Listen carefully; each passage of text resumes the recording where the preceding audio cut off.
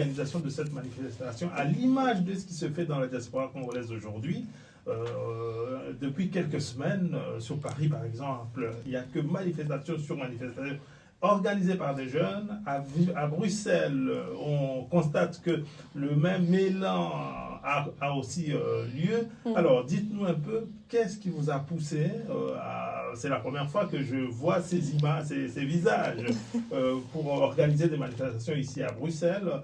Qu'est-ce qui vous a poussé, en tout cas qui vous a transformé à être militante à ce point?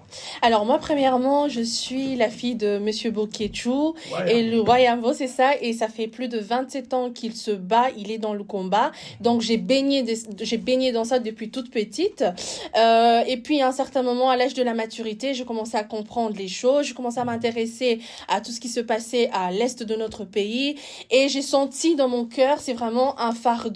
Et j'ai senti dans mon cœur, c'est vraiment un fardeau qu'on devait s'élever, que c'était pas seulement un combat d'une seule personne, mais c'était le combat de tout Congolais. Et c'est là que j'ai décidé en fait de commencer à m'informer pour savoir qu'est-ce qui se passait dans notre pays.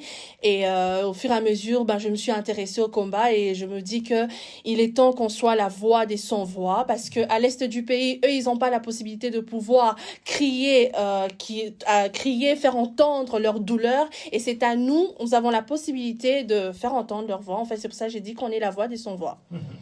Madame